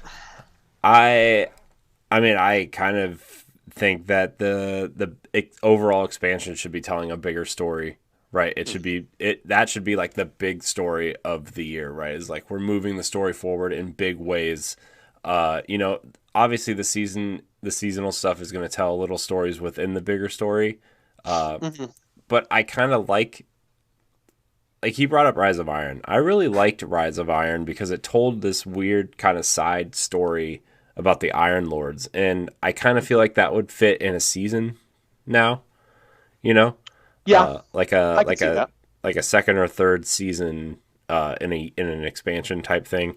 I could see that almost being split into two seasons, a season 3 and 4 almost. Mm-hmm. I would actually put those in the middle season because I feel like you need that last season to kind of lead into the next expansion. You're right, especially if you're going to go with the new approach of everything's going to be around for the whole calendar year. Yeah. Give people time to enjoy it if they dipped out for a season or two. They see that and oh my god, I got to come back in the final season and play this. I just got to come back. Mm-hmm. Right. But I would like to see I would like to see smaller stories within Destiny kind of explored. I'm all for the bigger stories and I don't think there's really been anything bigger than the Taken King at this point, right? In terms of just you're literally fighting a god and he's, Yeah, I think as far as consequences for the universe and the overall story, I think each one of them has had a major consequence. Each of our major expansions, outside of Rise of Iron, I would say I don't think Rise of Iron really has one, even though it's billed as a major expansion. Mm-hmm. You trap Siva from leaving the Cosmodrome, and that's why it's quarantined at the beginning of 2, right? I sort of, but as far as everything else is concerned, you look at Taken King. And that's when, Oryx is coming for revenge for killing his son.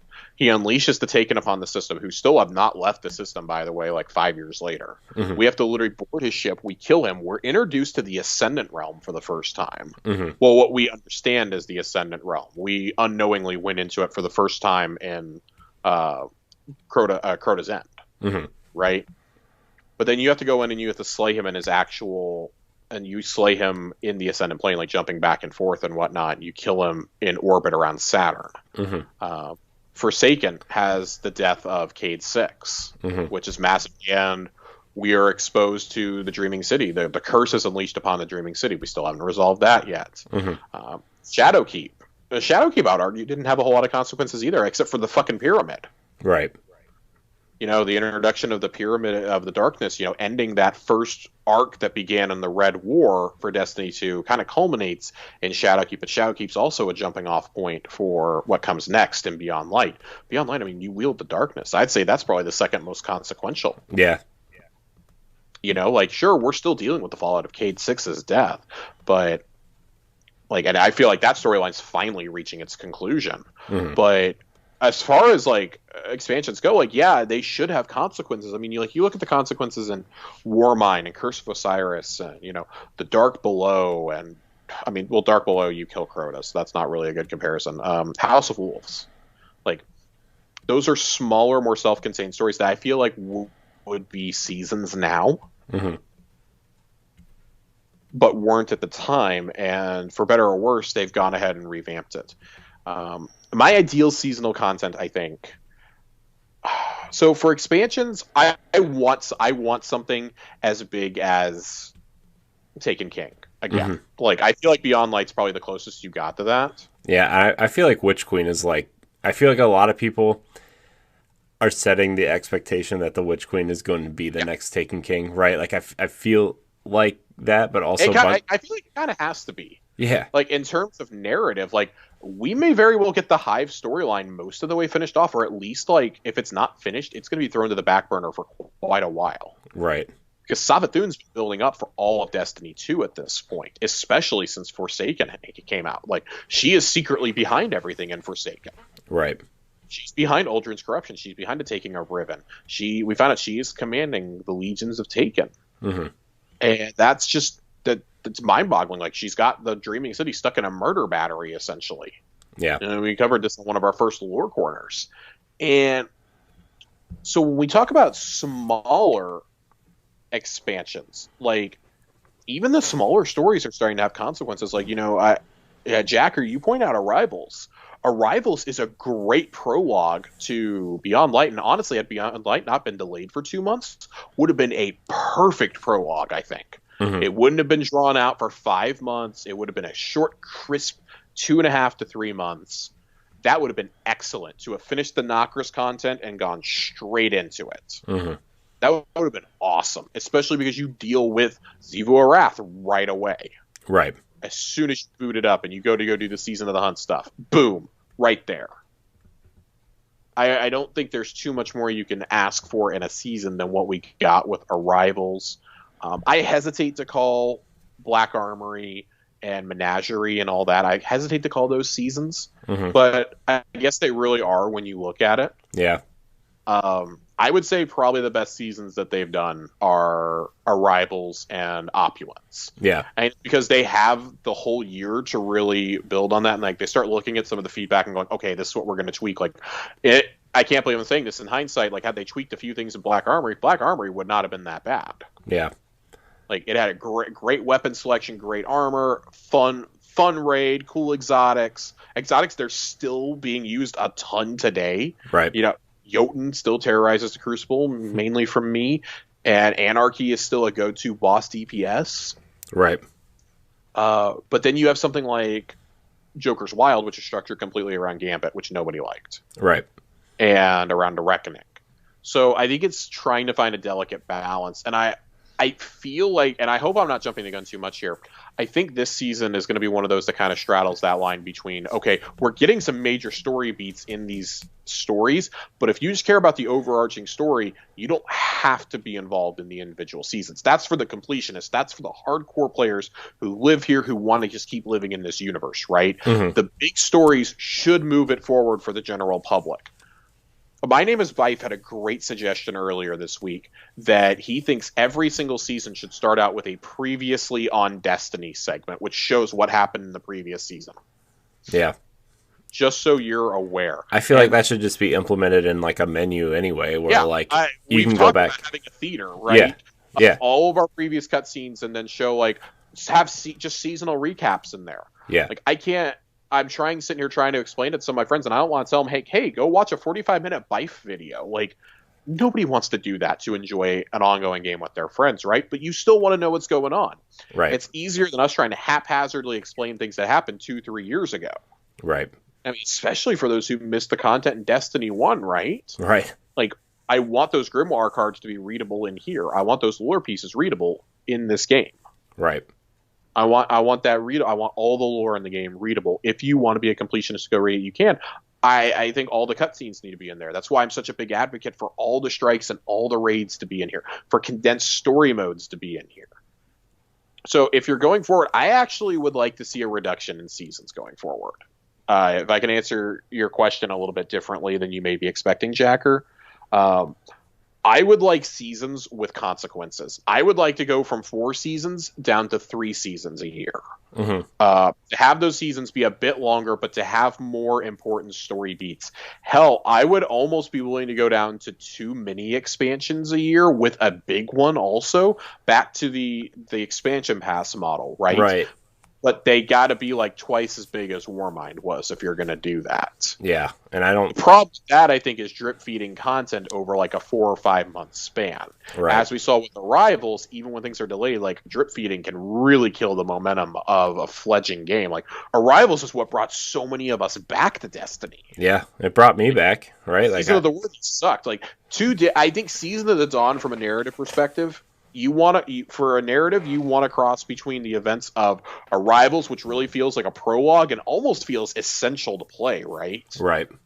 To Season of Dawn, which isn't exactly essential, but had the absolute best storytelling content we've gotten of any season in Destiny 2. Mm-hmm. Of any mini seasonal content we've gotten, and I'm going to include Warmind and Curse of Osiris in there. Dawn is the best we've gotten because you literally say fucking Saint 14. Like, that's expansion level shit. That's right. Beyond light level important, and that's in a season.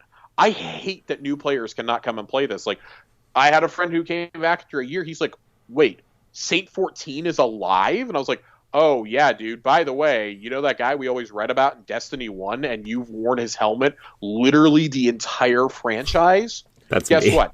He's alive. He's alive now. And you missed the content because you took a year off." Mm-hmm. That should never happen. No. Even only leaving that stuff in there for a year, I feel like when it's something as major as that, you're really risking players not understanding. We've discussed that so many times. Yeah, I can't tell you how many times I've had to go back and be like, because like I didn't really take time off of Destiny, but like it wasn't the main game I was playing for a while. You know what I mean? Like I would check in like once a week or whatever. Right. And I can't meant to be able to dip from this game, and they've made it easier than ever now. Yeah, but like I had to go back and be like, wait, what's happening? Why are these characters here? You know, like I've done that several times. You know, and it's like I wish I could just turn on the game and be like, oh, okay, this is where this happened or whatever. You know, it gets really old. Yeah. Yeah. So I think that's all I've got for the answer there. Jacker, I really hope that answered your question accurately. Yeah. I do want another Taken King style event, though, where like we have to... And I feel like that's coming next expansion, mm-hmm. right? I feel like the next 2 expansions, them letting us know what's coming down the line is one of the smartest things Bungie's ever done. Mm-hmm. Letting us know, like, oh, we're not just announcing Beyond Light, we're announcing the entire story arc. Mm-hmm. You're getting the Witch Queen, and we're going to start laying the seeds of that now. And we've seen that start playing out, right? Like, Season of the Hunt deals with Savathun and Xivu Arath.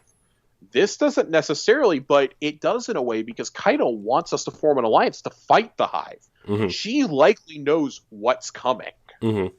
Or has like some sort of idea, you know, like yeah. I mean, all she needs is to get a whiff of what the Crown of Sorrow nearly did to the Leviathan, right? To know what Savathun's power is. She needs to take one look at the Dreaming City to know what's going on and stuff like that.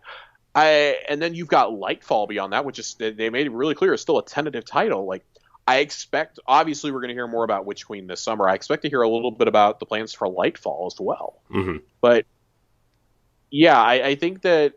I think that the main releases are doing good. I like those big ones. I look forward to those. Those are my most anticipated thing almost every single year over year. Yeah. And have been. With the exception of Rise of Iron, they have been since the Taken King. Yeah. Even all the times I swore this game off, I never got this excited for seasons or for the expansion passes before now. Now I'm engaged in the ongoing story. I have reasons to play this game all year round. When Taken King came out, I played it hardcore for about 2 months, and then I dipped until Rise of Iron came out. Mm-hmm. Likewise, I finished Rise of Iron. I dipped until the following summer when I started playing to get ready for Destiny 2. Right. Like, I would only play this game for a month or two out of the year, even like Forsaken coming out.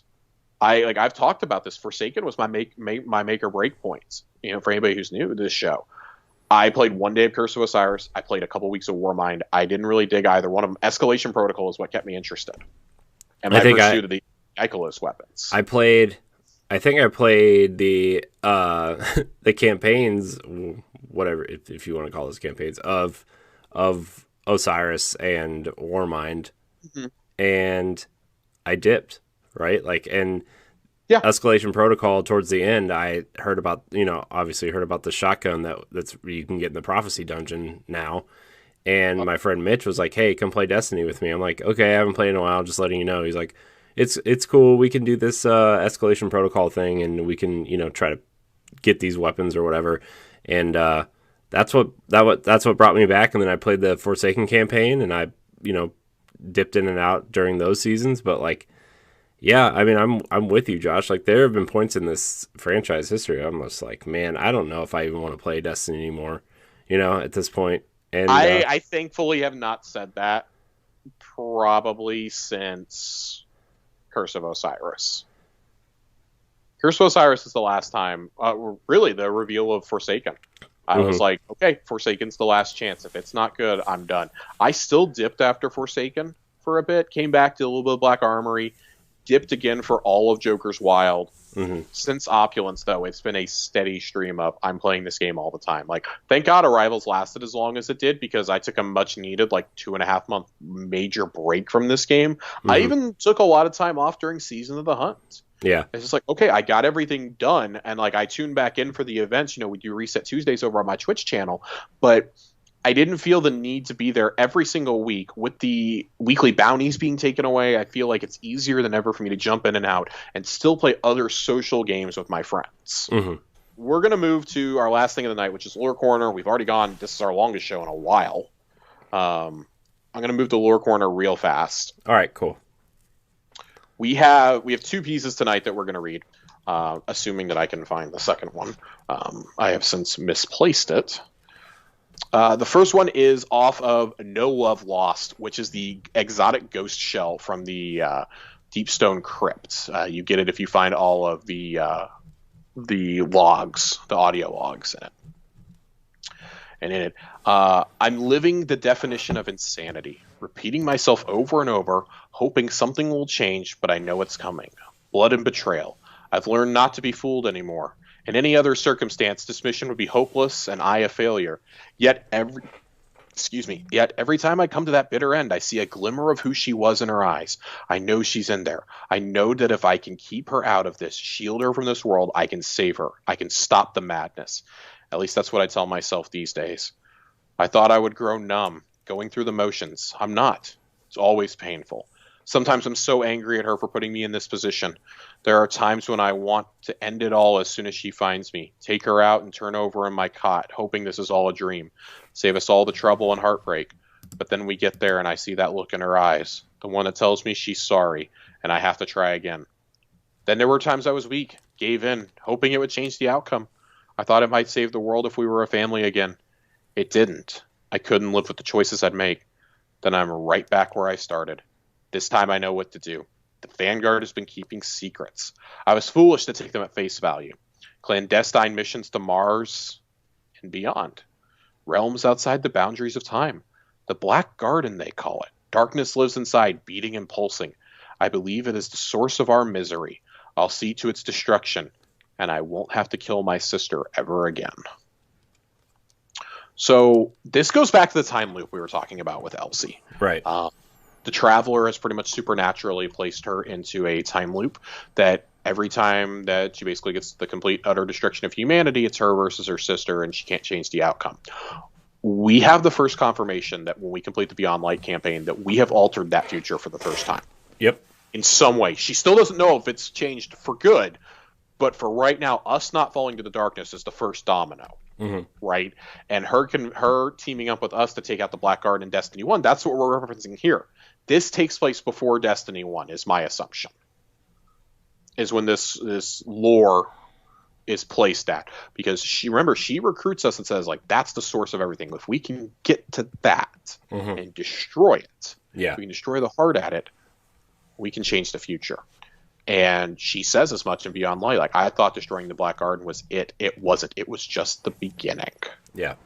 We still kept going down this path, and so she teams back up with us again. I eventually want to figure out who's in that ship that she's talking to when they exfil her from the moon. Yeah. She tells them to kill the engines. I strongly suspect that it's us from the future, that we have traveled back through time, maybe during Lightfall. Yeah. I think that's something. I still think that parts of this dark future are going to play out, right? The fall of the tower, like we talked about it. We just talked about it tonight. I think that is a fully realistic thing. I think we have to leave this solar system behind if we're truly going to get the end. And hey, if it all ends in us resetting the timeline, it ends in us resetting the timeline, like. But we know that time loops are an established part of this continuity now, not just with her. Savathun with the Dreaming City cycle, like that's a very minuscule version of what Elsie is stuck in. What if Lightfall, and you learn about the time loop and everything, and you actually travel back in time with the stranger, and that's how they like reset Destiny, and you can get, like, they bring in all the old content and stuff, but they alter it. God. They alter it a little bit. You know what I mean? I would be almost thrilled for that to happen. There's very clearly still some stuff that's going to happen there. I just feel like that would be like the jumping on point where, like, okay, we're finally bringing in all the content from Destiny 1 that you like, all bringing back all the stuff from Destiny 2, but we're going to change things so maybe veteran players don't expect certain things, right? Because you changed the timeline. So now certain things aren't going to happen, or certain things change. I still think that we're going to fuck up and accidentally save Cade at some point, and that's going to completely ruin everything to come. Yeah. The next piece that we're going to read, though, is kind of a drastic shift in the opposite direction. I'm not really sure what this first... So there's two sections to this. This is for Radiant Accipiter, which is the exotic ship you can get from the Crow after the Hawkmoon mission. If you run it multiple times, you get enough feathers, you get the ship that Crow found. And we find out during it, this is not the ship that Crow left us at all. Crow goes, that's not my ship. It's been transformed by the light, like Hawkmoon. It's a shiny chrome ship with feathers on it. It's very Hawkmoon-esque. You see him and all... Oh, excuse me. That's not the beginning. So Amanda Holliday has something at the beginning. She says, a Paracoozle ship. That's a new one. No navigation system, no controls, no computer on account of it responding directly to your thoughts. Not much to tinker with under the hood, mostly because there's no hood. Freedom is chain. Choice is a prison. You see him and all he wishes for is confirmation of that fact. But to do so would invoke something far worse than justification. You'd feel his hand reaching inside of you, grasping for your heart and tearing it free for himself. You know the pain he will cause. One last act of defiance, break your shackles, exerting the strength you had been slowly gathering all this time. Physical chains break, but chains of causality are not so fragile, even for you. You see him and he is satisfied. Then he is gone. Your roar of defiance echoes into the infinite. You know they will witness. It is only a matter of time. I am the last speaker. During the long years I have held this title, I also held out hope that my peers still remain somewhere in this world or others. But that hope, like this title, has been taken from me. I compose these thoughts on the eve of what may well be my passing, within the cold walls of a prison, so dark and suffocating, not my private chambers. They are my last words, but perhaps my most important. My captor desires knowledge, understanding, a clarity that even I have been denied by the traveler. He does not understand how hard it is to communicate. Doesn't care to. He would take rather than have the patience to be given. He asks me to make the traveler see him, speak to him, but he does not understand. I cannot make the traveler do anything. I can only listen and repeat. He does not wish to listen to the warnings, or to me. He does not wish to believe that he will be reduced to memory. Fail. I have seen it. I have seen so many things. Before that shackle was put around the traveler, it cried out to me. It showed me a broken mask repaired by gold on fracture seams. Everything I needed to see a lifetime of service rewarded. I do not need to be afraid, speaker, any longer. There is no need for fear. That time has passed. Of us, of my peers, of our order. In the time to come, to make a choice, the traveler will speak freely. To those who will, the dangers to come. And those who know will listen. They are not forgotten. Speakers, for our time has passed. A new age is dawning, and I wish I would live to see it. I am the last speaker, and I am at peace. Now, we're going to reread this a little, because the way this is divided up is very interesting. You may notice we kind of jumped around a little bit in there. It's garbled a bit. There's a pattern to it. And I'm trying to find where we need to start. So we're going to start with one of the last paragraphs. And how this plays out to me is, he does not wish to believe that he will fail. I have seen it. I have seen so many things. Before that shackle was put around the traveler, it cried out to me. It showed me everything I needed to see. A lifetime of service rewarded. I do not need to be the speaker any longer. There is no need of us, of my peers, of our order. In the time to come, the traveler will speak freely. Those who listen will know, and those who know will listen. They are not speakers, for our time has passed. A new age is dawning, and I wish I would live to see it. I am the last speaker, and I am at peace. And then the next one. So basically, he has two separate lines of thought. He has two or three, maybe even three separate lines of thoughts here. They can all be interpreted differently. But he essentially says, like, the traveler never spoke to the speaker. It only speaks to him, though, in those last minutes before his death. Well, really the last night before his death, as he says here, on the eve of his death. A lifetime of service rewarded. And I think it's really interesting what he says there when he says that the speakers are no more. They're of an ancient order that is going to cease to exist. Because we were talking the last couple of weeks about how, one of the theories is that Crow is going to become the new speaker. I think this puts a nail in that. Rather, us and the Crow are the first of a new order that the Traveler speaks to directly. The Traveler's, for lack of a better terminology, the Traveler's chosen. And like the sidearm. So the sidearm is interesting because when you read the lore on the sidearm, it's Savathun's thoughts towards Zavala. And it's almost the inverse. It's like almost like she's like the avatar for the darkness in a lot of ways, and Crow and ourselves are like the avatars of the light almost. And it's just very curious that Uldren Sov, of all people, is raised and hears from the Traveler within like a year of his resurrection. Much like we saw visions from the Traveler almost right away. The Traveler, of course, leads us out of the city. We follow the Hawk to the EDZ, and we're following the Hawk again and whatnot. We are the ones who awaken the Traveler at the end of the Red War. It's just all these other things that like we were at the cosmic center of it, and it's cool knowing that we're not the only one now. That the Crow also gets that. There's been suspicions that Ikora may have been spoken to by the Traveler in the past, but nobody else has in living memory. If anybody else has, it would have been Osiris, I feel. And this just adds another wrinkle. I think this ship is just it's so prudent to read it like that, and it's just so different, I guess you'd say. I absolutely love that. Yeah, I do too.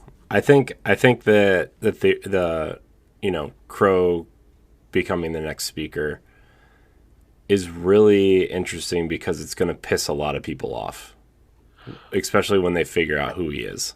So I don't even think it's that. I think it's the fact that he's going to be able to prove that he's heard from the Traveler. Yeah. And I think the speaker, so this is one of the only wise things the speaker's ever said. Like, we haven't had something from the speaker in years. And it's fitting that we're getting it now, that we're getting messages directly from the Traveler and saving the shard of the Traveler from Savathun and Crow is helping us do that. We're taking down the High Celibate together and everything else. And that somehow this knowledge has been passed on to us through the Traveler, by the light of the Speaker's final thoughts, that the Speaker did finally hear from the Traveler, but it was in death. Mm-hmm. But it was a lifetime of servitude and of faithfulness to the light. Even though he didn't speak, he still imparted messages to his best interpretation. You almost have to wonder if Zavala and Ikora are going to get a moment like that over the next couple of expansions. One of them has to. Especially from what we know of the Dark Future. Ikora dies every time. Mm-hmm. Zavala dies every time. Mm-hmm. We know Zavala's faith is completely shaken, whereas Ikora goes down with a tower. She's crushed underneath it. And you have to wonder, is it going to be the same for them? Are they going to hear also in the Traveler in those final moments or not? Mm-hmm. And you would think they almost have to, like them, Osiris, Saint 14. Like, you have to wonder if so many of these key characters we've come to know and love, is Crow going to be the one to kind of lead everybody back to the Traveler in a lot of ways? Like, is he going to be the anchor of light? Mm-hmm. And I think that's something that I want to keep an eye on throughout this season, with him continuing to be more and more involved in the narrative. Mm-hmm. You know, he's helping narrate the seasonal content in this too, like he did in Season of the Hunt. He has an explicit role, like Osiris has given him to Saladin to work for. Saladin's going to be one of those guys who's going to be insanely pissed when he finds out about who the Crow is. Mm-hmm. I suspect Ikora will be too. Ironically, I think Zavala and Saint will be the two who go, we need to listen to him. Mm-hmm. We have to. Mm-hmm. We have to listen to him. Mm-hmm. Especially Saint. Mm-hmm. Saint is one of those, like, he also doesn't feel like he belongs. He's a man literally out of time. Right. And he's back, though. He's still struggling to find his place here. Who better to serve underneath a new Vanguard than with Crow at its head and, you know, say Zavala, or, you know. But even what if we do away with the Vanguard by the time of Lightfall at this point? I think this brings up an interesting point, you know. A new order of light bearers, essentially. You know, the consensus expands, and what if instead of the Vanguard, it's the consensus, but we get rid of things like, you know, we canonically get rid of Dead Orbit and the new monarchy and the future Warcult. And it's just like basically humanity's strongest light bearers who are leaders, and the most revered ones, like the ones who have actually heard from the Traveler. Right. I do think it sets up something interesting, that all faithful light bearers will eventually hear from the Traveler. Yeah. Possibly. Who knows? Like, you know, right now they're using it sparingly. What if in Lightfall that's the final message of the Traveler? Like, there's so much speculation now that we've read this one piece of lore, and I really want Bife to do a video on this and break it down in a smarter way than I can. Right.